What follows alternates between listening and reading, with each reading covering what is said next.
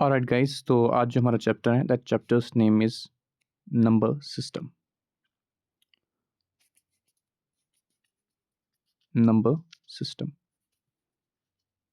सबसे पहले चीज़ जो ये नंबर सिस्टम होता है, ये number system is a way of representing and classifying numbers based on the properties, right. और इन्हीं नंबर्स पे फिर हम इन्हीं नंबर्स की मदद से हम डिफरेंट ऑपरेशंस परफॉर्म करते हैं और उन्हीं ऑपरेशंस की वजह से हम डिफरेंट प्रॉब्लम्स को सॉल्व करते हैं। अब नंबर सिस्टम जो होता है यानी कि वो डिफरेंट टाइप्स ऑफ नंबर्स होते हैं। जैसे कि फर्स्ट हमने जो स्टार्ट करेंगे वो है फ्रॉम द नेचुरल नंबर्स। कहाँ से? They are from the natural numbers. Natural numbers किन्हें कहते हैं? नेचुरल नंबर्स का और एक नाम है, इन्हें कहते हैं काउंटिंग नंबर्स भी कहते हैं इनको। और आप कह सकते हो कि नेचुरल नंबर्स ऐसे नंबर्स हैं जो स्टार्ट होते हैं from 1 up to the infinity तक, या ये हैं पॉजिटिव इंटीजर्स एक्सक्लूडिंग ज़ीरो कह सकते हो, ठीक है ना। सेकंड हमारे पास आता है यानी कि होल नंबर्स आते हैं। कौन से नंबर्स आते हैं? होल नंबर्स आते हैं। होल नंबर्स ऐसे नंबर्स होते हैं जो कि स्टार्ट होते हैं फ्रॉम ज़ीरो से अप टू द इन्फिनिटी तक, या ये हम कहेंगे, इन्हें कहते हैं कि यार ये भी है पॉजिटिव इंटीजर्स और इंक्लूडिंग ज़ीरो आएगा यहाँ पर। और एक चीज़, ऑल जो भी यानी कि कौन से, यानी कि जो नेचुरल नंबर्स होते हैं उन्हें कहते हैं क्या? Whole numbers. But all whole numbers जो हैं यानी कि उनको हम नेचुरल नंबर्स नहीं कहेंगे, ठीक है। इसका रिवर्स ट्रू नहीं है। और दूसरी बात, चाहे आप नेचुरल नंबर्स की बात करेंगे, ठीक है, चाहे आप नेचुरल नंबर्स की बात करेंगे या चाहे आप होल नंबर्स की बात करेंगे, इनमें डेसिमल्स नहीं आएंगे, ठीक है ना। Clear? I think this is the natural number and whole number. Natural numbers are those number जो स्टार्ट होते हैं फ्रॉम 1 से up to the infinity, and whole numbers आते हैं वो नंबर्स जो स्टार्ट होते हैं फ्रॉम यानी कि 0 से अप टू द इन्फिनिटी। तीसरा हमारे पास आते हैं कौन से वाले? इंटीजर्स। देखो इंटीजर्स में क्या कह सकते हो? आप कह सकते हो कि यार whole numbers along with their negatives including zero, ठीक है। वो किस में आते हैं? वो आते हैं यानी कि इसी इंटीजर्स में आते हैं, ठीक है। तो इंटीजर भी समझ में आएगा। और कौन आता है? और आते हैं इसमें यानी कि और आ जाते हैं इसमें रैशनल नंबर्स, ठीक है। रैशनल नंबर्स आपको समझना है, बस लिखना नहीं है, ठीक। रैशनल नंबर्स में कौन से नंबर्स आते हैं? इसमें आएंगे वो वाले नंबर्स जो कि होंगे इस फॉर्म में पी बाई क्यू में, लेकिन जो क्यू है वो ज़ीरो के बराबर नहीं होना चाहिए। या और एक डेफिनेशन भी बता सकते हैं आप, या अब शॉर्ट में ये डेफिनेशन लिखो, या आप लिख सकते हैं कि या तो ये होंगे क्या? टर्मिनेटिंग, या तो होंगे टर्मिनेटिंग। फॉर एग्जांपल किसी का आंसर आ गया 2.03, इट्स अ टर्मिनेटिंग डेसिमल, यहाँ पर दो ही प्लेस से हम गिन सकते हैं इनको। या अगर ये होंगे नॉन टर्मिनेटिंग, लेकिन बट वो नॉन टर्मिनेटिंग जो होगा वो क्या होगा? रिपीटिंग होगा। फॉर एग्जाम्पल मैं लिखूंगा 2.4444444, इसको मैं लिख सकता हूँ 2.4 बार, ठीक है। ये भी क्या है? रैशनल नंबर है। नेक्स्ट हमारे पास जो आता है दैट इज वो आता है इरेशनल नंबर्स। कौन आते हैं? नेक्स्ट हमारे पास आता है इरेशनल नंबर्स आ जाते हैं, ठीक है। इरेशनल नंबर्स में क्या होता है कि इसमें वो नंबर्स आते हैं जो कि पी बाई क्यू के फॉर्म में नहीं होते, ठीक है, जो पी बाई क्यू के फॉर्म में नहीं होते। या आप कह सकते हैं ये होते हैं नॉन टर्मिनेटिंग होते हैं, ठीक है। या आप कह सकते हैं कि ये होते हैं नॉन रिपीटिंग होते हैं। आप बोलोगे एग्जाम्पल ले लो, √2 ले लो, पाई ले लो आप, ठीक है। इसी तरीके से आप डिफरेंट एग्जाम्पल्स लिख सकते हैं उसमें। तो this is a rational numbers. Next आता है यानी कि रियल नंबर्स, ठीक है। देखो रियल नंबर्स में क्या होता है कि रियल नंबर्स में वो सारे नंबर्स आ जाएंगे जो कि हम नंबर लाइन पे रिप्रेजेंट, या जो भी हम नंबर लाइन पे जो भी नंबर्स आएंगे वो सारे आ जाएंगे किसमें? रियल नंबर्स पे। यानी कि real numbers include all those numbers that can be represent on a number line, या हम कह सकते हैं ऑल, यानी कि रैशनल प्लस इरेशनल नंबर्स जो होते हैं वो किस में आते हैं? वो आते हैं रियल नंबर्स में आते हैं। नेक्स्ट हम आते हैं, हमारे पास आ जाता है दैट इज वो आते हैं क्या? Imaginary numbers. इमेजिनरी नंबर्स जो होते हैं यानी कि ये वो नंबर्स होते हैं, इमेजिनरी नंबर्स वो नंबर्स होते हैं, हम कहते हैं कि imaginary numbers are those numbers which include the negative, which include square root of negatives. For example -1, ठीक है, इसको हम बोलते हैं आयोटा, ठीक है, आयोटा बोलते हैं इसको नाम, ठीक है। इस तरीके से अगर मैं कहूँगा -9, इट मीन्स ये होगा क्या 3 आयोटा। आयोटा जो होता है यानी कि रिप्रेजेंट करता है कि उसको -1 को, imaginary number square root of the negative numbers को हम बोलते हैं क्या इमेजिनरी नंबर्स। आई थिंक ये बेसिक था, इसलिए थोड़ा सा मैंने स्पीड अप कर लिया इस चीज़ को। नेक्स्ट आगे चलते हैं, आगे चलते हैं। अब उसके बाद हमारे पास टॉपिक आ जाता है, वो है कि ऊपर ऊपर से पढ़ेंगे, that is the distance formula आता है, ठीक है। डिस्टेंस पर कोऑर्डिनेट ज्योमेट्री का ये टॉपिक है, असल में ये 9th में शायद होता है, AB। फॉर एग्जांपल इसका क्या डिस्टेंस फार्मूला, क्या वो फार्मूला क्या याद रखनी, वो होती है बराबर x2 माइनस x1 का whole square plus y2 minus y1 का होल स्क्वायर आता है। जैसे डिस्टेंस फार्मूला, 2 पॉइंट्स दिए गए, इसके कोऑर्डिनेट्स दिए गए x1 और y1, दूसरा दिया गया x2 एंड y2 दिया गया आपके पास, ठीक है। ये दो आपके पास पॉइंट्स दिए, आपको निकालना है डिस्टेंस इनके बीच में, तो आप निकालोगे x2 माइनस x1 का whole square plus y2 minus y1 का होल स्क्वायर, इसे कहते हैं डिस्टेंस फार्मूला। नेक्स्ट हमारे पास क्या आता है कि नेक्स्ट हमारे पास सेक्शन फार्मूला आती है। फॉर एग्जांपल कोई लाइन दी गई है ऐसे, इससे कोऑर्डिनेट्स दिए गए हैं यानी कि x1 और y1, यहाँ पर दिया गया है यानी कि x2 और दिया गया है क्या y2 दिया गया है। इस लाइन को हमने ऐसे काट लिया सच दैट कि यहाँ का रेशो m1 है, यहाँ का रेशो m2 है। तो मुझे बोला जाएगा कि आप बताओ इस जहाँ पर आपने इसको 2 पार्ट्स में डिवाइड किया, इसके यानी कि x कोऑर्डिनेट क्या होगा, इसका y कोऑर्डिनेट क्या होगा, ठीक है। मैं कहूँगा यार इसका x कोऑर्डिनेट जो होगा वो बराबर होगा m1 x1 plus m2 x2 के बराबर होगा, ठीक है। नीचे आ जाएगा m1 प्लस m2 के बराबर आ जाएगा, ठीक है ना। नेक्स्ट पढ़ा पे आ जाएंगे, y कोऑर्डिनेट बता दो इसका, मैं बताऊंगा इसका m1 y1 plus m2 y2 आ जाएगा, ठीक है। नीचे आ जाएगा m1 प्लस m2 आ जाएगा, ठीक है। अब फॉर एग्जाम्पल अगर क्या होगा कि यानी कि अब आपने इक्वल हिस्से में इस लाइन को काट लिया, m1 is equal to m2, then x किसके बराबर होगा, फिर उस वक्त x बराबर होगा x1 plus x2 divided by 2, y होगा बराबर y1 plus y2, y1 plus y2 divided by 2 के बराबर आता है, ठीक है ना। नेक्स्ट हमारे पास आता है हीरोनस फार्मूला। अगर ट्रंगल का आपको एरिया निकालना है, ठीक है, with the help of Heron's formula, that's area of a triangle is equal to 1/2 of mod of, पहले लिखेंगे हम क्या x1, अगर आपने x1 लिखा तो यहाँ पर लिखेंगे हम y2 माइनस y3, ठीक है ना, प्लस देन यहाँ पर आ जाएगा x2, यहाँ पर क्या आ जाएगा, यहाँ पर आ जाएगा फिर y1 माइनस y3 आ जाएगा। जो अपने यहाँ पर 2 देखो 2 आया ना, इस y में फिर 2 नहीं आना चाहिए, ठीक है, ये ट्रिक है थोड़ी सी, आप याद रख सकते हैं इसमें। x3 इंटू यहाँ पर आ जाएगा क्या, ये आ जाएगा फिर यहाँ पर y1 माइनस y2 और फिर मॉड का क्लोज हो जाएगा ऐसे। तो this is the area of A triangle, आप ऐसे निकाल सकते हो।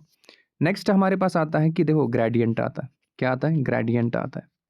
ग्रेडियंट किसे कहते हैं, ग्रेडियंट क्या होता है, यानी कि रेट ऑफ चेंज ऑफ, आप ऐसे लिख सकते हो rate of change of, change में ऐसे लिखूंगा रेट ऑफ चेंज ऑफ, यानी कि वन वेरिएबल जो कि यूजुअली होता है कौन सा वाला, dependent variable, with respect to the change in other variable आता है, ठीक है, यानी कि इंडिपेंडेंट वेरिएबल, ठीक है। दैट मीन्स डेल्टा वाई बटा डेल्टा एक्स, इसे कहते हैं क्या, ग्रेडियंट कहते हैं। अगर मैंने इस x में कितनी, मैंने इस x के चेंज होने से मैंने कि उस y में कितनी चेंज आ गई, दैट्स ग्रेडियंट, ठीक है ना। और इसके में अभी मैंने थोड़ी सी आपको और ज़्यादा समझ आ जाएगा कब, जब हम डिफरेंशिएशन पढ़ेंगे, जब हम इंटीग्रेशन पढ़ेंगे, ठीक है।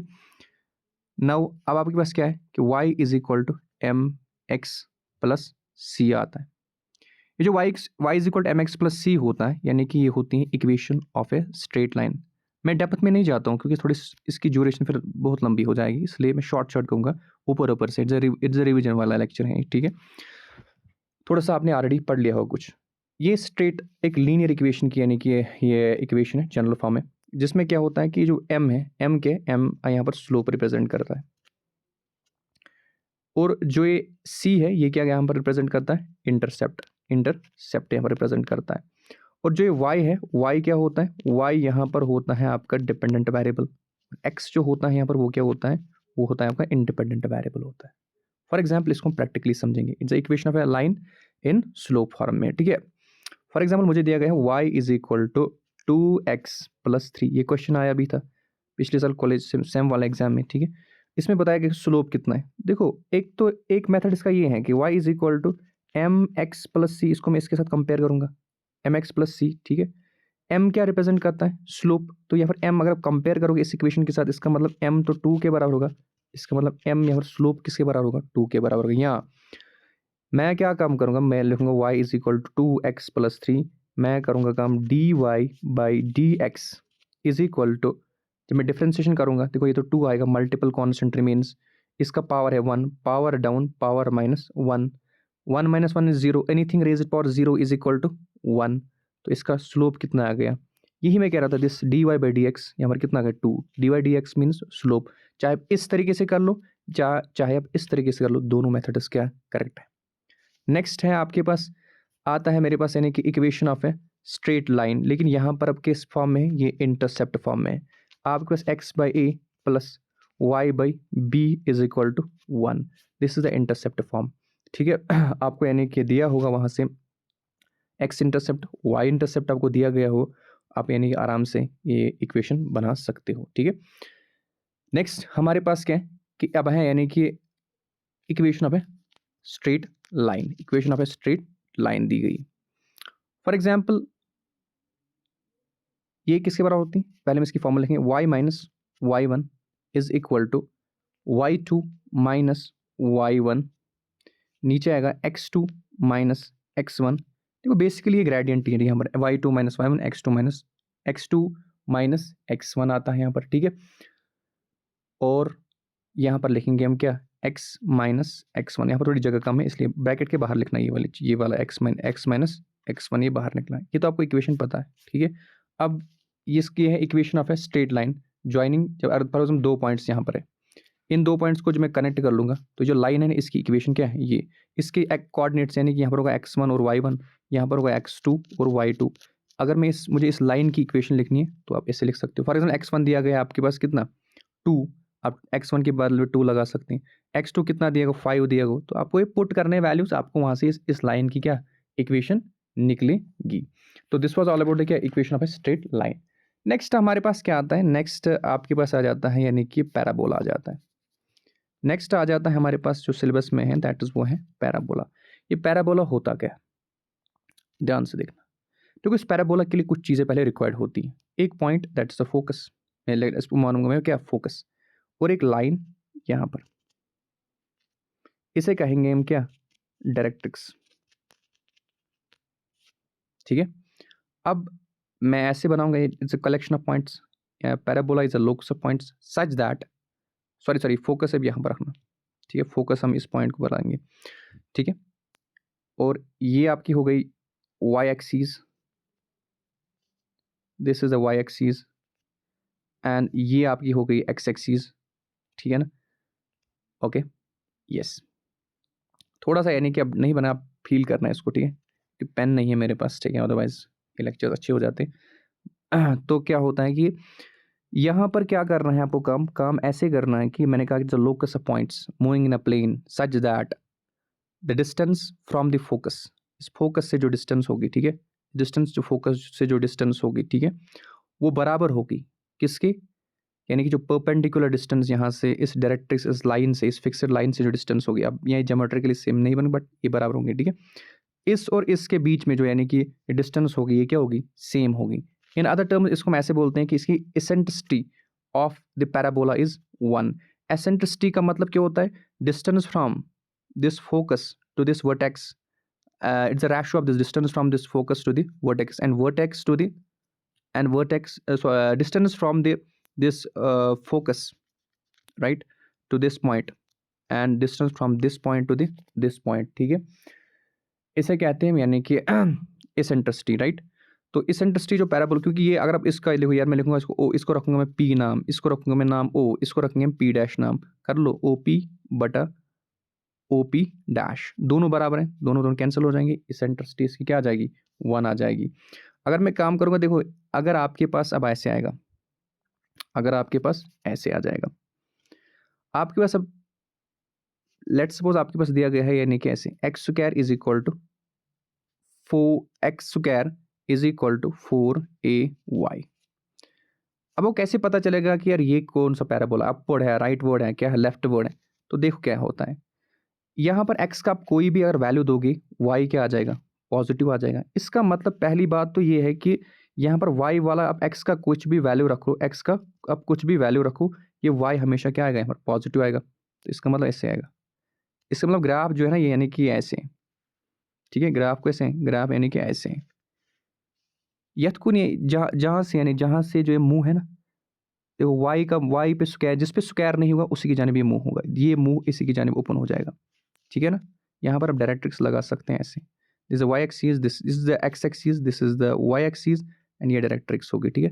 Distance from this focus to this यानी कि vertex and vertex to this point, ये इक्वल होगा और इसकी एसेंट्रिसिटी 1 होगी, ठीक है। इस तरीके से आप लिखते हैं, इट मीन्स दैट ये राइट वर्ड पैराबोला है। अगर मुझे ये अपवर्ड पैराबोला है, x square is equal to, अगर मुझे करना है काम कि -4ay, ठीक है, ये डाउनवर्ड पैराबोला होगी, ठीक है। नाउ अब क्या है, अब यानी कि यार मैं ऐसे लिखूंगा y square is equal to 4ax, y square is equal to 4ax, ये क्या होगा, ये यानी कि राइट वर्ड पैराबोला होगा। इसी तरीके से अगर मैं कहूँगा कि यानी कि y square is equal to -4ax, ये क्या होगा, ये लेफ्ट वर्ड पैराबोला होगा, ठीक है। अब और एक हमारे पास आता है, that is the rectangular hyperbola हमारे पास आ जाता है। जो रेक्टेंगुलर हाइपरबोला होता है, ठीक है, इसमें क्या होता है, इसमें ये दो वेरिएबल्स के बीच में इनवर्स रिलेशनशिप दिखाता है, ठीक है। For example y is inversely proportional to x, और एक प्रॉपर्टी इसमें ये होती है कि यानी कि जो इन दो वेरिएबल्स का जो प्रोडक्ट होगा वो क्या होगा, वो कांस्टेंट होगा। फॉर एग्जांपल इसका ग्राफ अगर इकोनॉमिक्स वाले में बताऊंगा कि इकोनॉमिक्स में कहाँ पर आता है, यूनिटरी इलास्टिक में आता है, ठीक है। उसका भी ग्राफ कैसे आता है, उसका आता है यानी कि ये उसका यानी कि आता है रेक्टेंगुलर हाइपरबोला। या और एक चीज़ भी कह सकते हैं, इसके इस ग्राफ के नीचे जो भी इतने भी रेक्टेंगल्स होंगे ना, उनका एरिया क्या होगा, सेम होगा। आई थिंक एक जनरल से इंट्रोडक्शन थी पहला, यानी कि जो वेदर इट इज़ नंबर्स, सब मैंने आपको बता दिया, थोड़ा तेज़ी से हुआ, सो दैट कि टाइम उतना ज़्यादा नहीं है, इसलिए सब्सक्राइब द चैनल, ठीक है, सो दैट कि इसके 100 सब्सक्राइब ऊपर हो जाए, और हमारा लाइव सेशन जब ओपन हो जाएगा तो हम अटेंड कर सकते हैं लेंथी लेक्चर्स भी, ठीक है। नेक्स्ट हमारे पास आ जाता है यानी कि सेट्स आ जाता है, क्या आता है, सेट्स आ जाता है। ध्यान से देखो, सेट्स में आपको क्या पढ़ना है, सेट्स में आपको क्या पढ़ना है। पहली बात तो ये है कि ये सेट क्या होता है यार, ये सेट जो होता है ना, it's a collection of well defined object सब कह सकते हैं, या एलिमेंट्स कह सकते हैं, उनमें कोई एम्बिग्यूटी नहीं होनी चाहिए। फॉर एग्जाम्पल अगर मैं कहूँगा यानी कि सेट ऑफ वोवेल्स, ठीक है, तो आपको पता है कि यार इसमें आता है A, E, I, O, U, और इस वावेल सेट को लेट्स सपोज में वी, जो set is represent by capital letter, ठीक है, और जो एलिमेंट्स होते हैं उनको स्मॉल लेटर से आपको रिप्रेजेंट करना है, एनक्लोज विद कर्ली ब्रैकेट से, ठीक है। तो ये बन गया आपका क्या, सेट। इसमें कोई एम्बिग्यूटी नहीं, शक व कुछ नहीं। मैंने जब सेट ऑफ वावेल्स कहा तो आपके जहन में यही आया, किसी को और एक लेटर नहीं आया, सबको यानी AEIOU ही आ गया, ठीक है। उसके बाद आप लिख सकते हैं, अब इसमें सेट में क्या होता है कि इस सेट में आप यही लिख सकते हो कि यार इसमें क्या आता है, इनसे क्या यानी सेट हम रिप्रेजेंट करते हैं कैपिटल लेटर से, और इसके एलिमेंट्स जो हैं वो स्मॉल लेटर से, सेपरेटेड बाय यानी कि separated by commas and enclosed by the curly brackets से आता है, ठीक है। ओके, नेक्स्ट बात अब क्या है कि फॉर कोई बोलेगा आप एग्जांपल बता दो सेट का, मैंने एक तो बता दिया, अब सेट ए में लिख सकता हूँ ऐसे, दैट्स यानी कि इक्वल टू आप लिख सकते हैं 1 2 3 एंड सो ऑन, ऐसे जैसे सेट की अब एग्जांपल एक भी बता सकते हैं। अब सेट के लिए अब रिप्रेजेंटेशन आती है, अब दो फॉर्म ऑफ रिप्रेजेंटेशन आ जाती हैं, ठीक है। दो तरीके हम इस सेट को रिप्रेजेंट कर सकते हैं, one is the roster form, another जो आपके पास है that is the set builder form आता है, ठीक है। One is the roster form, another is the set builder form आता है। एक सेकंड दो मुझे, थोड़ा इसके पेज कम हो गए, इसको हम पेज 5-10 ऐड करेंगे पहले, sorry for the inconvenience. Okay, next हम यहाँ पढ़ते हैं set builder form and roster form. देखो रोस्टर फॉर्म में क्या होता है कि रोस्टर फॉर्म में ऐसे होता है कि हम क्या काम करते हैं यहाँ पर, अब ऐसे इसको डेफिनेशन ऐसे लिख सकते हैं कि इसमें क्या होता है कि it's that form of representation of A set in which each element is listed singly, right, separate by the commas and close by the curly bracket. जैसे कि मैंने ऊपर आपको दिखाया ऐसे सेट ए कर्ली ब्रैकेट्स 1,2,3,4 और यहाँ पर आपने ऐसे कर लिया, ठीक है। तो ये हो गया आपका क्या रोस्टर फॉर्म। नाउ अब क्या होता है, अब आता है यानी कि सेट बिल्डर फॉर्म आता है। सेट बिल्डर फॉर्म आता है। सेट बिल्डर फॉर्म में क्या होता है कि सेट बिल्डर फॉर्म में आपको करना क्या है, इसमें ऐसे होता है कि देखो सेट्स की क्या होती है, यूनिक प्रॉपर्टी होती है। यूनिक यूनिक यानी कि प्रॉपर्टी होती है सेट की, क्या होती है सेट की यानी कि एक यूनिक प्रॉपर्टी होती है। इसमें क्या काम करते हैं, फॉर एग्जांपल मैंने आपको अभी कहा कि यार सेट ऑफ वॉवेल्स, ठीक है, तो आपको यानी कि हम ऐसे कह सकते हैं कि यहाँ मैं अभी कहूँगा कि set of natural numbers, set of natural numbers but less than 5। तो इसको मैं ऐसे लिख सकता हूँ set A is equal to curly bracket side x such that x belongs to natural numbers, यहाँ पर लिखेंगे आप natural numbers, but x is less than 5। तो यहाँ पर हमने सेट को रिप्रेजेंट किया एक उसी यूनिक प्रॉपर्टी से, तो इसे कहते हैं हम क्या, इसे कहते हैं हम यानी कि सेट बिल्डर फॉर्म कहते हैं। आई बात समझ यहाँ तक। अब कुछ प्रॉपर्टीज आपको याद रखनी है। आप अभी तक तो आपने याद रखा कि सेट को रिप्रेजेंट करते हैं कैपिटल लेटर से और इसके एलिमेंट्स को स्मॉल लेटर्स के, और उन small letters they are enclosed by the brackets separated by the commas. यहाँ तक आई थिंक आपको क्लियर हुआ होगा। अब उसके बाद क्या है, उसके बाद यानी कि हमारे पास आ जाता है कि अब डिफरेंट टाइप्स ऑफ सेट्स आ जाते हैं। क्या आते हैं, टाइप्स ऑफ सेट्स आ जाते हैं। पहला जो टाइप इसमें आता है that type is the empty set आ जाता है। क्या आता है, empty set. Empty set is that very much set, ठीक है, विच कंटेन जीरो एलिमेंट्स या which doesn't contain any element, ठीक है, इसमें कोई एलिमेंट ही नहीं होता है, ठीक है। और इसे कहते हैं हम नल सेट भी कहते हैं, इसे कहते हैं हम वाइड सेट भी कहते हैं, इसे कहते हैं यानी कि डिस्जॉइंट सेट भी कहेंगे, इसको डिफरेंट नामों से आप बता सकते हैं। उसको रिप्रेजेंट करते हैं हम 5 से, ऐसे 5 से हैं, इसको रिप्रेजेंट करते हैं किससे, 5 से हम रिप्रेजेंट कर लेते हैं। अब बोलोगे यार इसकी भी एग्जाम्पल बता दो, मैं बताऊंगा ऐसे। देखो मैं बताऊंगा set A is equal to curly brackets आपने यहाँ लगा दिए, मैं कहूँगा x such that x belongs yeah, x is an element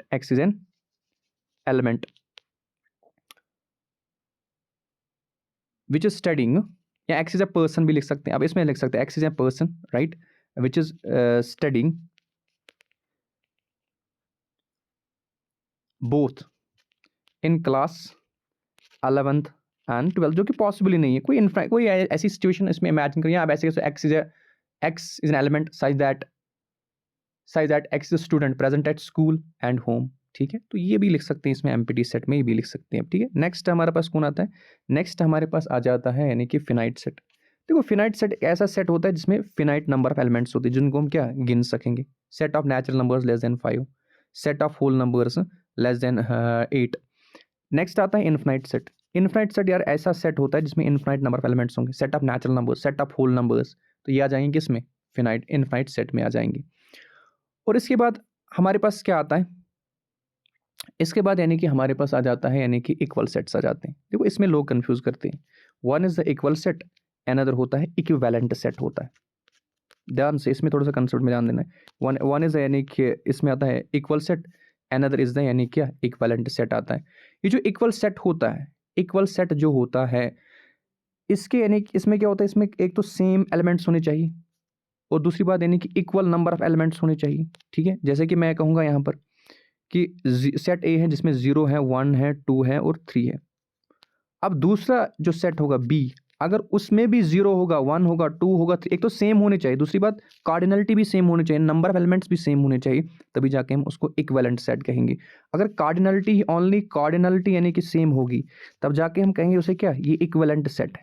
for example मैंने कहा कि set A is equal to 1 2 3 और ऐसे क्लोज करली ब्रैकेट्स, और सेट बी जो मैंने कहा कि सेट बी जो है वो है 3 5 एंड 6। देखो इसमें भी 3 एलिमेंट्स हैं, इसमें भी 3 एलिमेंट्स हैं, इनकी कार्डिनलिटी सेम है। जब कार्डिनलिटी सेम होगी तो मतलब ये है इक्विवेलेंट सेट्स, ना कि इक्वल सेट्स है। बात समझ आ गई। नेक्स्ट हमारे पास आ जाता है यानी कि वो आ जाते हैं यानी कि सबसेट्स आ जाते हैं। क्या आता है, सबसेट्स आ जाता है। सबसेट किसे कहते हैं? मैंने कहा कि अगर मेरे पास दो सेट्स दिए गए, एक सेट ए, दूसरा सेट बी दिया गया है, बी को मैं तभी कहूंगा सबसेट ऑफ ए, बी को मैं तभी कहूंगा सबसेट ऑफ ए अगर बी के सारे एलिमेंट्स इस ए में होंगे, इस ए में होंगे, तो इसे कहते हैं हम क्या, सबसेट कहते हैं। अगर बी के सारे एलिमेंट्स इस ए में प्रेजेंट होंगे देन इसे कहते हैं हम क्या, इसे कहते हैं हम यानी कि सबसेट कहते हैं हम, ठीक है। और इसके बाद क्या है कि इसी कंसेप्ट में यानी कि यहाँ पर मैं आपको ये भी एक्सप्लेन करूंगा, that is the proper subset. यहीं पर कंसेप्ट इसको खत्म करेंगे हम प्रॉपर सबसेट को, ठीक है। प्रॉपर सबसेट हम किसे कहते हैं? देखो मैंने कहा कि यार इस बी को मैं तभी कहूंगा इस सबसेट ऑफ ए अगर इस बी के सारे एलिमेंट्स इस ए में प्रेजेंट होंगे। एक तो ये कंडीशन। दूसरी कंडीशन अगर ये होगी कि लेकिन ए बी के बराबर नहीं होगा, तब जाके मैं कहूँगा इस बी सबसेट को मैं कहूँगा प्रॉपर सबसेट और इस ए को मैं कहूँगा यानी कि सुपर सेट कहूँगा मैं। बात समझा गई? चलो एक एग्जाम्पल से भी अब हमें समझा सकता हूँ इसको। फॉर एग्जाम्पल मेरे पास सेट ए दिया गया है, सेट ए है बराबर 1,2,3 दिया गया है। सेट बी जो है ये दिया गया मेरे पास 1,2 दिया गया। इस बी के सारे एलिमेंट्स इस ए में प्रेजेंट है, तो इसका मतलब B is a subset of A, ये तो समझ आ गया। अब क्या है ना कि लेकिन ए और बी दोनों बराबर नहीं है, क्योंकि ए में 3 है इसमें नहीं है, तो इसका मतलब जो ये सबसेट है, अब ये एक सबसेट का इसका एक खास नाम होगा, दैट नाम उसे क्या कहते हैं, प्रॉपर सबसेट हो कहेंगे इसको, और इस ए को हम बोलेंगे सुपर सेट कहेंगे, ठीक है ना। और इसके इसी से एक कंसेप्ट है, दैट्स पहले हम ये कहेंगे कि यार power of A set. Power of A set किसे कहते हैं? देखो power of A set, power of A set का मतलब होता है यानी collection of all the subsets of a particular of this particular set, उसे यानी कि जितने भी इस सेट के जितने भी सबसेट्स होंगे, ठीक है, उसे कहते हैं पावर ऑफ ए सेट। पहले तो समझाओ यानी कि कैसे हम सबसेट निकालेंगे, चलो देखते हैं। फॉर एग्जांपल मेरे पास कोई सेट दिया गया है 1,2,3, आपको याद रखनी है कुछ प्रॉपर्टीज। फॉर एग्जांपल जो नल सेट या जो एम्प्टी सेट होता है वो हर किसी का सबसेट होता है। एक तो इसका सबसेट ये बनेगा, ठीक है, दूसरा बनेगा इसका 1, तीसरा बनेगा इसका यानी कि क्या 2, और इसके अलावा क्या बनेगा 3 बनेगा, और इसके अलावा क्या बनेगा 1,2, इसके अलावा क्या बनेगा 1,3, ठीक है, इसके अलावा क्या बनेगा और एक क्या बनेगा और बनेगा यानी कि 2,3 बनेगा, ठीक है। इसके अलावा और कौन होगा, और होगा यानी इसमें 1,2,3। अब गिन लो कितने आ गए, 1 2 3 4 5 6 7 और 8 आ गए। तो अब यानी कि आप देखेंगे क्या इतने ही है, इससे ज़्यादा। उसके लिए फॉर्मूला है power of A subset A is equal to 2 raise to power n। ये n क्या होता है? n होता है number of element. Number of elements कितने हैं इसमें? वो 3 है। 2 2 4 2 8। इसका मतलब इसके 8 सबसेट्स होने चाहिए। तो हमने A सारे निकाले कि नहीं, तो इसका मतलब इसका 8। और इसमें दो चीज़ें ये भी है, एक तो आपको ये प्रॉपर्टी याद रखनी है कि null set is a subset of every set, और आपको ये भी प्रॉपर्टी रखनी है every set is a subset of itself. दो प्रॉपर्टी सेट्स की ओर निकली, null set is a subset of every set and, और ये आता है कि every set is a subset of itself आता है। आई होप सो कि आपको ये क्लियर हो। थोड़ा सा मैं जल्दी कर रहा हूँ सो दैट कि इसकी ड्यूरेशन कम बन जाए, बिकॉज अदरवाइज ये अपलोड में फिर दिक्कत कर सकता है, ठीक है। अब हम आ जाते हैं ऑपरेशंस पे, आ जाते हैं किस पे आ जाते हैं, ऑपरेशंस पे आ जाते हैं। नेक्स्ट हमारा क्या होगा, नेक्स्ट हम आ जाते हैं यानी कि ऑपरेशंस पे आ जाते हैं। ऑपरेशन में सबसे पहले चीज़ कौन आएगा, यूनियन आएगा। ये क्वेश्चन तो आएगा ज़रूर, ठीक है, इसलिए इस पर ध्यान रखना इस क्वेश्चन पे, ठीक है। इसको मैं स्टार करूँगा, ऐसे करूँगा मैं स्टार, राइट। फॉर एग्जाम्पल मेरे पास दिया गया है कि एक सेट दिया गया है मेरे पास 1 2 3। आई थिंक डेफिनेशंस कम आ रही हैं, ठीक है, लेकिन ज़्यादातर ऐसे हैं। दूसरा ऐसे दिया गया मुझे 1 2 3 4। अब मुझे क्वेश्चन वाला ये पूछ रहा है कि आप मुझे निकाल के दे दो ए यूनियन बी। अगर आपको पता हो पाइप में जो यूनियन होता है वो कनेक्ट करता है दोनों पाइप्स को, वैसे ही यहाँ पर भी करेगा। ये क्या काम करेगा, ये बोलेगा कि भाई जितने भी ए में एलिमेंट्स हैं, जितने भी बी में एलिमेंट्स हैं, वो सारे एलिमेंट्स किस में होंगे, इस ए यूनियन बी में। लेकिन जो देखो 2 बार कोई एलिमेंट नहीं आएगा। फॉर एग्जाम्पल देखो 1 है यहाँ पर भी, 1 है यहाँ पर भी, 2 है यहाँ पर भी, 2 है यहाँ पर भी, 3 है यहाँ पर, बस जो ये A1 ठीक है, और यहाँ पर एक ही बारी, बाकी एलिमेंट सारे क्या है एक एक बारी है।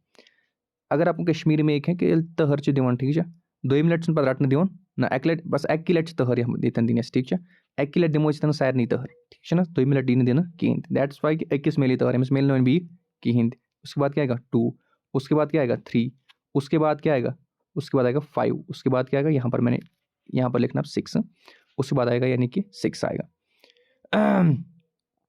तो इसका मतलब 1 2 राइट और 3 यस उस पर यहाँ पर मैं कंसिडर करना है इसको 5 और इसको करना 6 देन 5 एंड 6 आएगा। यूनियन का मतलब होता है जो ए में एलिमेंट्स होंगे जो बी में एलिमेंट्स होंगे लेकिन जो 2 बार होंगे उनको एक ही बार लिखना है ठीक है ना इतना ही आपको यूनियन में याद रखना है। नेक्स्ट अब इस यूनियन की कुछ प्रॉपर्टीज होती हैं फॉर एग्जाम्पल मैं कह सकता हूँ ए यूनियन बी इसको लिख सकते हैं यानी कि बी यूनियन ए इस पर कोई फर्क नहीं पड़ेगा इसे कहते हैं हम कम्यूटेटिव प्रॉपर्टी कहते हैं ठीक है।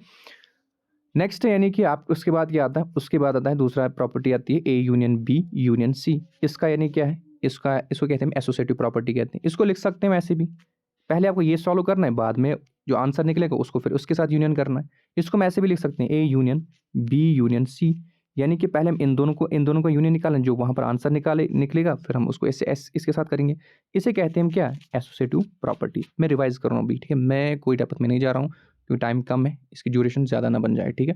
नेक्स्ट आपके पास क्या आता है फॉर एग्जांपल मेरे को अगर क्वेश्चन आएगा ऐसे ए यूनियन यहाँ पर आएगा 5 यानी कि नल सेट आपको क्या करना है काम फॉर एग्जांपल इसका मतलब यानी इसका आंसर क्या आएगा इसका आंसर आएगा ए। अब कैसे है इसका आंसर ए आ गया यार समझ नहीं आएगा देखो क्या है नल सेट में कोई एलिमेंट होता है नहीं उसमें कोई एलिमेंट नहीं होता है ठीक है ना। अब ए में क्या होता है ए में लेट्स सपोज हम मानेंगे कि इसमें 1 2 3 और 4 अब जो ए यूनियन 5 जो है उसमें जब मैं इसका यूनियन निकालूंगा तो ये तो एलिमेंट्स आएंगे ना तो इन एलिमेंट्स के बदले में तो ए भी तो लिख सकता हूँ मैं इसलिए हम कहते हैं कि A union 5 is equal to A यानी कि ए यूनियन 5 में सिर्फ किसके एलिमेंट्स आएंगे ए के एलिमेंट्स आएंगे। इसके अलावा और एक चीज़ मैं भूल गया था दैट्स वो है यूनिवर्सल सेट क्या है यूनिवर्सल सेट आता है। यूनिवर्सल सेट किसे कहते हैं यूनिवर्सल सेट किसे कहते हैं अगर आपको पता होगा कि लेट्स सपोज मैं आपको ऐसे समझाऊंगा ए और बी और मेरे पास लेट्स सपोज यू को मानेंगे यू को मैं तभी यूनिवर्सल सेट कहूंगा इस ए और इस बी का जब इस ए और बी के एलिमेंट्स यानी कि इस ए और बी के एलिमेंट्स जो है ना यानी कि वो इस यू में होंगे सारे इस किस में होंगे इस यू में होंगे उसे कहते हैं क्या यूनिवर्सल सेट। फॉर एग्जांपल मैं आपको एग्जांपल दूंगा ए में एलिमेंट्स है लेट्स सपोज 1 2 3 ठीक है और बी में एलिमेंट्स हैं यानी कि 3 एंड 4 है इसमें ठीक है। देन अगर यू को मैं तभी यूनिवर्सल सेट कहूँगा जब इसमें यानी कि 1 2 3 4 और यानी कि 4 यानी कि 5 इसके अलावा भी हो सकते हैं ठीक है। एक तो ये सारे एलिमेंट्स हैं दूसरी बात इससे एडिशनल भी हो सकते हैं ठीक है। तो इसे कहते हैं हम क्या इसे कहते हैं हम यानी कि यूनिवर्सल सेट इसे कहते हैं ठीक है। तो यहाँ तक ये रहा कि यानी कि टाइप्स ऑफ सेट्स की बात हमने कही यूनियन की बात कही। अब अगली प्रॉपर्टी जो है वो है यानी कि इंटरसेक्शन ऑफ द सेट्स हैं ठीक है। थोड़ा सा मैं इसको पेज और ज़्यादा ऐड करूँगा ठीक है सो दैट की दिक्कत ना हो जाए क्योंकि पेन अगर होता थोड़ी सी यानी कि इसकी इस पर स्पेस बच जाती ठीक है। नेक्स्ट हमारे पास क्या है नेक्स्ट हम देख लेंगे sorry for the inconvenience intersection of the sets. पहले समझेंगे यार ये इंटरसेक्शन ऑफ सेट्स का मतलब क्या होता है। फॉर एग्जांपल मेरे पास सेट ए दिया गया है 1 2 3 एंड 4 दिया गया है ठीक है। बी जो है ना बी दिया गया है मेरे पास 2 3 4 दिया गया है यहाँ पर ठीक है। अब करना क्या इंटरसेक्शन का मतलब क्या होता है भाई इंटरसेक्शन जहाँ पर मिलते हैं लोग देखो विश्व काम किया अगर एक नेबर गए ना बाहर जाएगा कोई बाहर बोलेंगे यानी कि ये लेट्स सपोज ये मानो ये और ये भाई ये एक ही कंट्री के ये और ये एक ही कंट्री के ये और ये एक ही कंट्री के बस ये अकेला वाला है। यहाँ पर क्या काम करना है यानी कि ए इंटरसेक्शन बी में आपको वही एलिमेंट्स लिखने हैं जो क्या होंगे जो यानी कि दोनों सेट्स में होंगे दोनों में यानी सिर्फ कॉमन वाले लिखने। इसका मतलब इंटरसेक्शन अगर 2 3 और 4 आ जाएगा क्या आ जाएगा 2 3 एंड 4 आ जाएगा। सो इंटरसेक्शन आपको समझ में आ गया।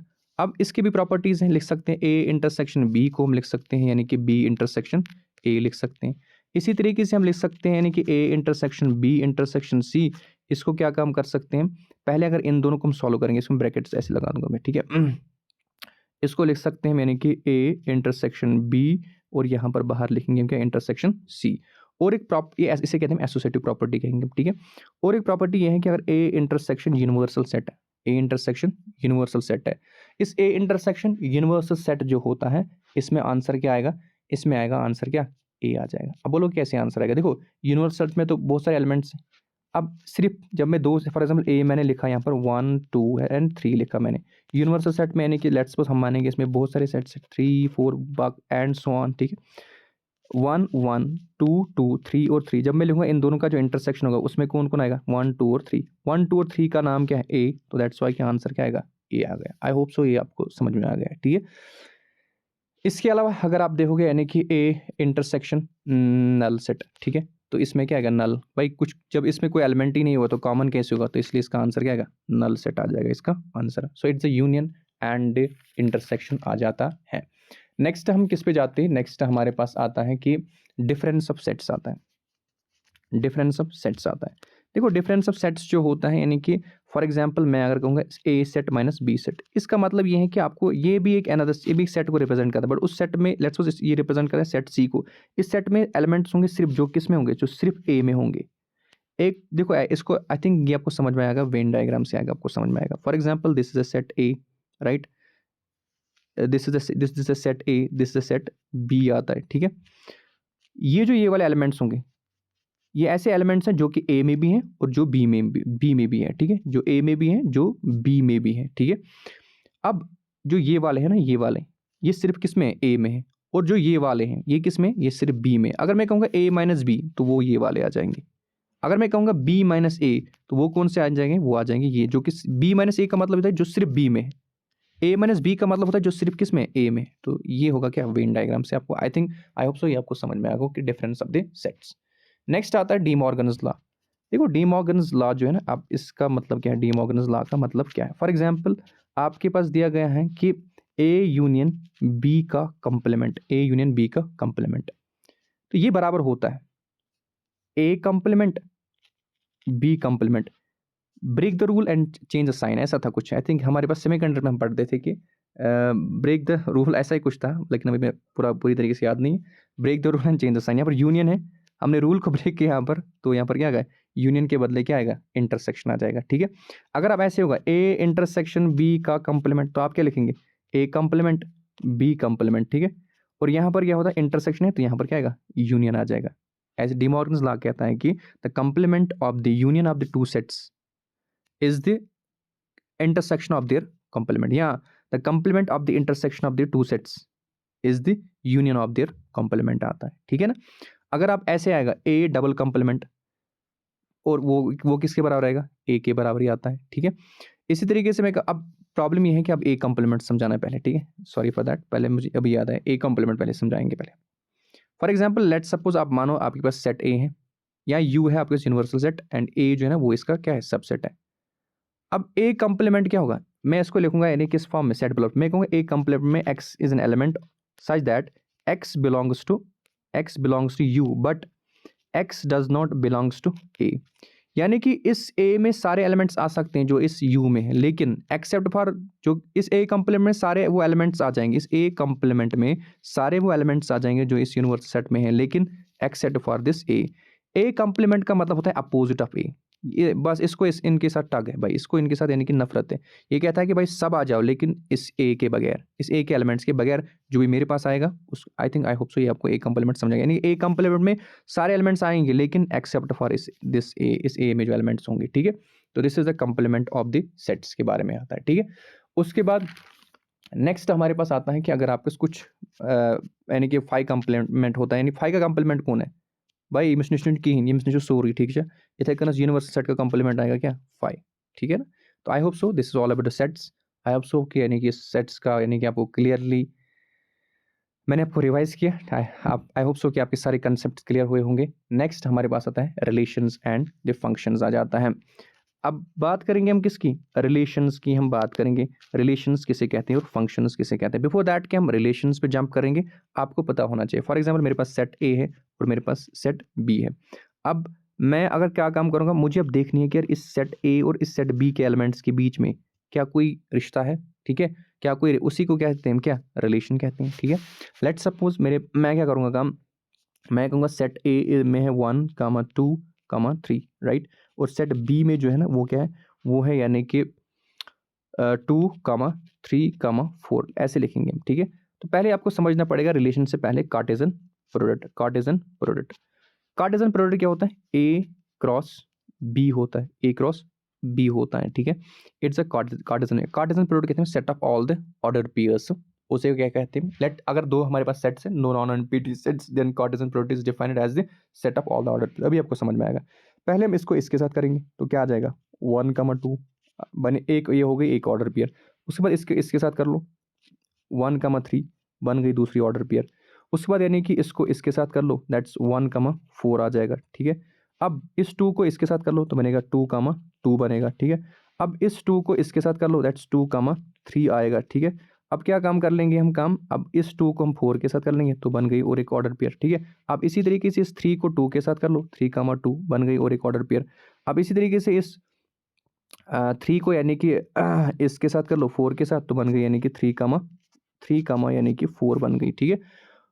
अब देखो नंबर ऑफ एलिमेंट्स इसमें कितने, 3, नंबर ऑफ एलिमेंट्स इसमें कितने, 3, तो कितने यानी ऑर्डर पेयर्स आपको बनने चाहिए, आपको 9, हमें 9 ऑर्डर पेयर्स बनने चाहिए, ठीक है। कितने बन गए, 1, 2, 3, 4, 5, 6, 7, 8, एक आई थिंक एक तो होगा यानी कि 1, 2, दूसरा होगा यानी कि 1, 3, हाँ लिखी हमने 1, 4, ये तो हमने लिखी, ठीक है। उसके बाद आता है 2, हमने लिखी यस, 2, 3 हमने लिखी यस, 2, 4 हमने लिखी यस। उसके बाद यानी कि 3, 2 यस, 3, 3 हमने नहीं लिखा, ठीक है। 3, 3 और एक आएगा तो 9 बराबर आ जाएंगे, ठीक है। अब देखना और चेक करना। और अब कार्टेशियन, अब हम मुझे कैसे पता चला कि इसमें 9 ऑर्डर पेयर्स होंगी, वो बराबर होता है यानी कार्टेशियन प्रोडक्ट में कितनी ऑर्डर पेयर्स होंगे, वो है number of elements in set A into number of elements in set B. Number of elements in set A 3 थे, number of elements in set B वो भी 3 थे, टोटल में कितने आ गए, टोटल में कार्टेशियन प्रोडक्ट में यानी कि 9, यानी कि 9 ऑर्डर पेयर्स यहाँ पर बनने चाहिए। तो it's a Cartesian product. I hope so आपको कार्टेशियन प्रोडक्ट यानी आपके पास 2 नॉन एम्प्टी सेट्स हैं A and B, then Cartesian product क्या होगा, Cartesian product is a set of all the order pair, set of all this order pairs is referred as क्या, Cartesian product कहते हैं उसको, ठीक है। अब इस कार्टेशियन प्रोडक्ट जो होते हैं ना, यानी कि अब हम रिलेशन को अब हम डिफाइन करेंगे। देखो रिलेशन को हम अब डिफाइन करेंगे, ध्यान से देखना। रिलेशन को कहते हैं हम कि यार मैथमेटिकली हम कहते हैं कि relation is a subset of the Cartesian product. इसका मतलब यानी कि रिलेशन कहाँ से निकलेगी, इसी कार्टेशियन प्रोडक्ट से निकलेगी। आई थिंक इसकी एग्जाम्पल लिखेंगे जो कि हमें सर ने बताई है, वो ये है कि फॉर एग्जाम्पल आपके पास दिया गया है ए सेट, इसमें क्या है, इसमें दिया गया आपके पास क्या, आई थिंक इससे बेस्ट आपको फील आ जाए, कोहली दिया गया आपके यहाँ पर और सैफ, ठीक है। और आपको यहाँ पर दिया गया है कौन, विकी दिया गया, विकी कौशल। नेक्स्ट यहाँ से बी सेट में दिया गया है कि बी सेट में दिया गया आपके पास अनुष्का, और अनुष्का दिया गया, कैटरीना दी गई है और करीना दी गई है, ठीक है। अब मुझे इनके बीच में रिलेशन बतानी है set A and set B के बीच में। देखो यहाँ पर ऑर्डर पेयर्स जब ये इसके साथ बन सकते हैं, इसके साथ ऑर्डर पेयर्स यहाँ पर बहुत सारे बनेंगे, लेकिन जब मैं रिलेशन की बात करूंगा, रिलेशन कौन कौन होगी यहाँ पर, एक तो होगा यानी कि कोहली और अनुष्का, ये वाली ऑर्डर पेयर बनाएगी रिलेशन। दूसरी बात सैफ एंड करीना और विकी एंड कैटरीना।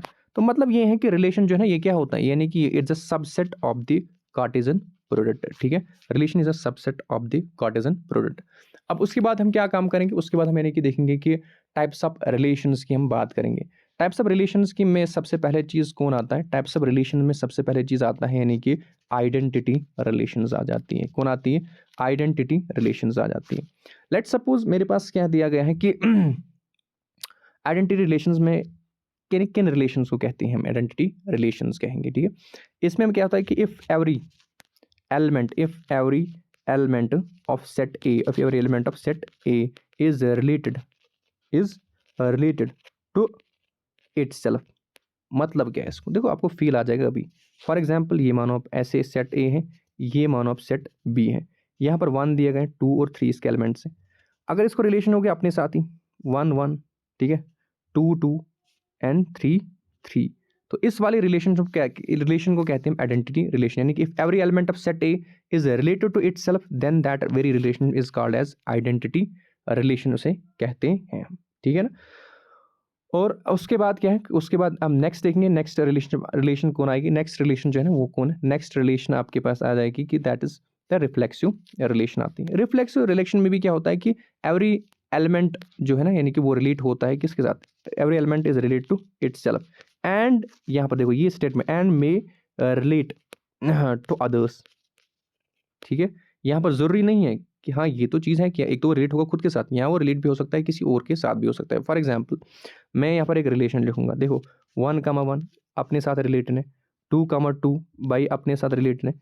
यहाँ पर क्या हो सकता है, यहाँ पर ये भी हो सकता है कि 1,2 भी हो सकता है, ठीक है। यानी कि एक तो खुद के साथ रिलेट हो गया और दूसरे के साथ भी हो सकते हैं। और एक स्टेट रिमार्क यहाँ पर याद रखना कि every identity relation is a reflex but every reflex is not identity आता है। नेक्स्ट हमारे पास क्या आता है, नेक्स्ट हमारे पास आता है यानी कि सिमेट्रिक रिलेशनशिप आती है। सिमेट्रिक रिलेशन में क्या होता है कि सिमेट्रिक रिलेशन में यानी कि यहाँ पर हम क्या कहते हैं कि सिमेट्रिक रिलेशन में फॉर एग्जांपल मैं कहूँगा कि ए कामा बी, ठीक है, ये बिलोंग कर रहे हैं किसको, आर को। B comma A also belongs to R, ठीक है, और for which all belongs to A और बी जो ना ये एलिमेंट्स हैं किसके, सेट ए के। फॉर एग्जाम्पल मेरे पास कोई रिलेशन ऐसी दी गई है 1,2 3,4 और दिया गया है 2,1। अब देखो A comma B also belongs to R, B comma A also belongs to R, that very relationship is known as symmetric relation कहते हैं उसको, ठीक है। That very relation is known as symmetric relation कहते हैं। नेक्स्ट हमारे पास क्या आता है, नेक्स्ट आप हमारे पास आता है यानी कि ट्रांजिटिव अब आ जाती हैं, ठीक है। पेज ज़्यादा लग जाते हैं क्योंकि पेन नहीं है, ठीक है। नेक्स्ट हमारे पास क्या आता है, नेक्स्ट हमारे पास आ जाता है यानी कि ट्रांजिटिव रिलेशनशिप आ जाती हैं। क्या आती हैं, ट्रांजिटिव रिलेशनशिप आ जाती हैं। ट्रांजिटिव रिलेशनशिप किसे कहते हैं, फॉर एग्जांपल मेरे पास दिया गया है A comma B belongs to R, B comma C belongs to are आता है। देन क्या मैं कह सकता हूँ फिर कि ए कमा सी भी करेगा बिलोंग किसको, आर को। अगर एच ब्रदर किमिस बी एस तो बी एस तो बुआई कुछ सी मतलब वो ए एस को है बुआई एस सी थी क्या तिल बुआई, ठीक है। इसका ट्रांजिटिव रिलेशनशिप कहते हैं, ठीक है। उसके बाद क्या होता है कि उसके बाद आता है यानी कि आपके पास इक्विवेलेंस रिलेशनशिप आती है। इक्विवेलेंस कहते हैं जो ट्रांजिटिव भी होती हैं, जो रिफ्लेक्सिव भी होगी, जो सिमेट्रिक भी होगी, टीआरएस, उसे कहते हैं क्या, इक्विवेलेंस। तो हमने कहा identity relation, if every element of set A is related to itself that every relation is identity. If reflex होता है इसमें रिलेट होता है इटसेल्फ एंड में रिलेट टू अदर। उसके बाद यानी क्या आता है symmetric relation and symmetric relation, ऐसी रिलेशन होती हैं जहाँ पर A comma B also belongs to R and B comma A also belongs to R. And transitive relation होती हैं यानी कि ऐसी रिलेशन होती हैं जहाँ पर क्या होता है कि if A comma B belongs to R, A comma C B comma C belongs to R, then A comma C also belongs to R. अब जो रिफ्लेक्स भी होगी, सिमेट्री भी होगी और ट्रांजिटिव भी होगी, उसे कहते हैं एक। अगर कोई रिलेशन नहीं होगी तब जाके हम उसे कहते हैं एम्प्टी रिलेशन कहते हैं। Last topic of this chapter that is the function, जो कि सबसे इंपॉर्टेंट टॉपिक है, ठीक है ना। नेक्स्ट हमारा जो टॉपिक है दैट इज वो है यानी कि फंक्शन। फंक्शन किसे कहते हैं, फंक्शन किसे कहते हैं, देखो फंक्शन किसे कहते हैं। फंक्शन एक मशीन की तरह, एक मशीन मानो अभी ये फंक्शन, ठीक है। मैंने यहाँ से कुछ एक इनपुट दे दिया, वहाँ से मुझे एक आउटपुट मिल गया। मैंने दूसरा इनपुट दे दिया, दूसरा आउटपुट मिल गया। यानी कि यहाँ पर फंक्शन कहते हैं कि अब यार फंक्शन एक ऐसा रूल है which assigns every element of set A unique value in the set B. अब जो मैं इनपुट दे रहा हूँ इसे कहते हैं क्या, डोमेन। और जो एक्चुअली आउटपुट दे रहा है उसे कहते हैं क्या, रेंज कहते हैं। सो फंक्शन को हम ऐसे डिफाइन करेंगे कि एक फंक्शन एक ऐसा रूल है जो असाइन करता है यूनिक वैल्यू किसके, इन डोमेन के एलिमेंट्स को। डोमेन मतलब जो इनपुट सब दे रहे हो, ठीक है, उनको एक यूनिक वैल्यू असाइन कर रहे हैं, उसी को क्या बोलेंगे हम, उसी को बोलेंगे हम फंक्शन। फॉर एग्जांपल इसकी हम एग्जांपल लेंगे, ठीक है, ध्यान से देखना। 1 है, 2 है और 3 है। यहाँ पर दिया गया है, देखो यहाँ पर दिया गया let's suppose A B and C. जब मैंने 1 इनपुट दे दिया तो मुझे यानी कि वहाँ से आउटपुट मिल गया ए। अब मैंने 2 दे दिया तो बी मिल गया, 3 दे दिया तो क्या, सी मिल गया। अब ये पॉसिबल नहीं है कि जब मैंने 1 दे दिया आउटपुट, आप याद रखो कि आउटपुट एक ही होगा, एक इनपुट का एक ही आउटपुट होगा, ठीक है ना। 2 इनपुट्स का एक ही आउटपुट हो सकता है, लेकिन देखो ये जो इनपुट है ना इसका ये बस एक ही हो सकता है, ठीक है। अब ऐसे मानो कि यार आई थिंक पॉलीगैमी अगर देखेंगे हम तो ये मानेंगे हम किन को, फीमेल्स को, ये मानेंगे मेल्स को, ठीक है। I don't comment on that but just for the sake of understanding, ठीक है। इसमें क्या होता है कि अगर आप देखोगे कि पॉलीगैमी में ये होता है कि फीमेल का यूजुअली क्या होता है कि यानी कि एक ही होता है, ठीक है। ओके लीव दिस, ठीक है। तो मैं कहूँगा यानी कि यहाँ पर बात ये है कि ये जो 1 है, ठीक है, वन जो है ना, यानी कि इसका यानी एक इनपुट का यानी कि यहाँ पर एक ही आउटपुट हो सकता है, एक इनपुट का यहाँ पर एक ही आउटपुट हो सकता है, ठीक है। बट यहाँ पर क्या हो सकता है कि अब क्या होगा कि यानी कि दो इनपुट्स का एक ही आउटपुट हो सकता है। मतलब क्या है, मतलब ये है 1 2 3, यहाँ पर क्या है, यहाँ पर यानी कि है ए बी एंड सी। ध्यान से देखना, एक इनपुट का यही हो सकता है बस। अगर मैं कहूँगा यार इस इनपुट का देखो, इस इनपुट के यहाँ पर क्या है, दो आउटपुट्स है, जो कि पॉसिबल नहीं है, ये फंक्शन नहीं हो सकती, ये फंक्शन नहीं हो सकती है। अगर मैं ऐसे कहूँगा, आप देखो ध्यान से देखना, अगर मैं ऐसे कहूँगा इस इनपुट का ये आउटपुट है, इस इनपुट का भी ये आउटपुट, देखो दो इनपुट्स का एक आउटपुट हो सकता है, बट एक ही इनपुट का दो आउटपुट नहीं हो सकते हैं। थोड़ा अगर आपको समझ में आ गया, आई थिंक फील मैंने दिलाने के लिए कहा, ठीक है। So function is a rule that assigns every element of set A unique value in the set B आता है। नेक्स्ट हमारे पास के टाइप्स आ जाते हैं। तो टाइप्स में सबसे पहले चीज़ क्या आता है, सबसे पहले चीज़ में आता है वन वन फंक्शन आ जाती है। क्या आती है, वन वन फंक्शन आ जाती है। वन वन फंक्शन किसे कहते हैं, यानी आप कह सकते हैं F function, F function from X to F function from X to Y is said to be one one function. कब कहेंगे, जब हर किसी एलिमेंट ऑफ डोमेन का एक डिस्टिंक्ट इमेज होगी, जब डिस्टिंक्ट इमेज होगी। फॉर एग्जांपल मेरे पास ये डोमेन में है ऐसे 2 एंड 3, ठीक है, यहाँ पर लिखूंगा मैं ए बी एंड सी, हर किसी की एक यूनिक इमेज है, ठीक है। तो इसे कहते हैं वन वन फंक्शन। मैथमेटिकली इसको हम रिप्रेजेंट करते हैं F of X one is equal to F of X two दिया गया, implies that x1 then should be equal to x2। For example मेरे पास कोई बोलेगा कि यार आप मुझे बताओ y is equal to 2x+3, ये कौन सी फंक्शन है, क्या ये वन वन हो सकती है, नहीं हो सकती है। मैं मानूंगा इस y को, लेट्स सपोज मैं कहूँगा इसे it's a function of x should be equal to 2x+3 लिखूंगा मैं, ठीक है। हाँ, उसके बाद क्या है कि अब अगर मैं x के बदले x1 डाल दूँ तो ये फंक्शन क्या बनेगी, ये बनेगी 2x1+3 बनेगी। अगर मैं इसी फंक्शन के बदले में x2 डाल दूँ तो ये बनेगा 2x2+3, ठीक है। अब क्या करने का काम है, 2x1+3 is equal to 2x2+3, ये 3 क्या हो जाएगा, कट जाएगा, ठीक है। ये 2 क्या कट जाएगा, तो x1 is equal to x2 के बराबर आ गया। तो इसका मतलब यानी कि ये फंक्शन होगी क्या, वन वन फंक्शन होगी। अब जो दूसरी टाइप फंक्शन आ जाती हैं दैट्स वो आती हैं मनी वन फंक्शन आ जाती है। ये मनी वन फंक्शन क्या होती है, मनी वन फंक्शन होती हैं कि फॉर एग्जांपल इसमें क्या होता है कि इसमें यानी कि जो डोमेन होता है, यानी कि जो फॉर एग्जांपल जो दो two or more elements of the domain जो होते हैं उनकी क्या होती हैं, उनकी एक सेम इमेज होती हैं, ठीक है। फॉर एग्जांपल मैं ऐसे बताऊंगा this is 1 this is 2 this is 3, ठीक है। इसलिए मैंने वहाँ पर फोकस दिया था कि एक इनपुट के एक ही आउटपुट हो सकता है, लेकिन लेकिन लेकिन लेकिन दो इनपुट का सेम आउटपुट हो सकता है। देखो इसका भी आउटपुट ये है, इसका भी आउटपुट ये है, ठीक है। तो यहाँ पर क्या है, दो या दो से ज़्यादा एलिमेंट्स का यानी कि यहाँ पर क्या इमेज क्या है, एक ही है, तो इसे कहते हैं क्या, इसे कहते हैं मनी वन। फॉर एग्जाम्पल मैं एग्जाम्पल दूंगा Y is equal to X square, यानी कि F of X is equal to X square. अगर इस एक्स स्क्वायर में -2 डालूंगा तो मुझे क्या मिलेगा, 4 मिलेगा कि नहीं। अगर मैं +2 डालूंगा तब भी जाके क्या मिलेगा, 4, तब भी जाके क्या मिलेगा, 4। तो इसका मतलब यानी कि यहाँ पर दो इनपुट्स का एक ही आउटपुट है, तो इसे कहते हैं मनी वन फंक्शन कहते हैं हम। हाँ, और एक चीज़ याद रखना कि जो ये वन वन फंक्शन होती, जो वन वन फंक्शन होती हैं, ठीक है, उसे हम इंजेक्टिव फंक्शन भी, उसे मैंने कि ये इंजेक्टिव फंक्शन भी कहते हैं, ठीक है। नेक्स्ट हमारे पास क्या आता है, नेक्स्ट हमारे पास अब आ जाता है ऑन टू फंक्शन आ जाती है। ऑन टू फंक्शन किसे कहते हैं, ऑन टू फंक्शन कहते हैं यानी कि अगर हर किसी, देखो हर किसी इनपुट की क्या होगी, यहाँ पर इमेज होगी। यहाँ हम कहेंगे if every element of A domain has a image, F every pre image, इसे कहते हैं प्री इमेज, इसे कहते हैं इमेज। अगर हर किसी यानी कि इमेज की क्या होगी, प्री इमेज होगी, ठीक है, तो उसे कहते हैं ऑन टू फंक्शन और सर्जेक्टिव फंक्शन कहते हैं, ठीक है। इसका अपोजिट क्या है, इंटू। फॉर एग्जाम्पल मैं ऐसे इंटू में ऐसे लिखूंगा कि यहाँ पर क्या होता है कि देखो हर किसी इमेज की यहाँ पर प्री इमेज नहीं होगी। फॉर एग्जाम्पल ऐसे ये इसके साथ रिलेट होगा, इसकी भी इमेज क्या है, ए, क्योंकि ए दो इनपुट्स का एक ही आउटपुट हो सकता है। सी का कोई प्री इमेज नहीं है, तो इट्स एन इनटू फंक्शन। अगर कोई फंक्शन अब होगी यानी कि वो होगी ऑन टू भी होगी, यहाँ वो होगी, वो प्लस होगी, यानी कि यहाँ से वन वन भी होगी, तब जाके जब दो दो होंगी, ठीक है, तब जाके उस वाले फंक्शन को कहते हैं बाइजेक्टिव फंक्शन कहते हैं। उसको क्या कहते हैं, बाइजेक्टिव फंक्शन कहते हैं हम उसको, ठीक है। उसके बाद फॉर एग्जाम्पल अभी आपने हमने एग्जाम्पल एक ली, अभी हमने एक एग्जाम्पल ले ली, ठीक है। अगर आपको याद होगा कि हमने एक एग्जाम्पल ले ली, वो ये थी कि हमने कहा था यार y is equal to X square. हमने अभी ये प्रूव कर लिया कि यार ये क्या है, ये तो मनी वन है। उसके अलावा अगर मैं कहूँगा ऐसे, देखो x is equal to under root of Y, square को मैंने यहाँ लगा दिया तो ये बन गया अंडर रूट ऑफ वाई।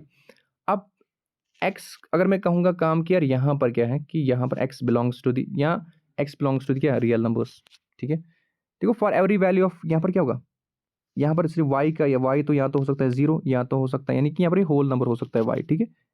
यानी कि फॉर एवरी वैल्यू ऑफ यानी कि Y there is not possible, वहाँ पर एक्स पॉसिबल नहीं। अब एक्स को कहोगे यानी कि अभी ये क्या है नेगेटिव में, ठीक है। तो इसका फिर यानी कि हर किसी वैल्यू ऑफ वाई का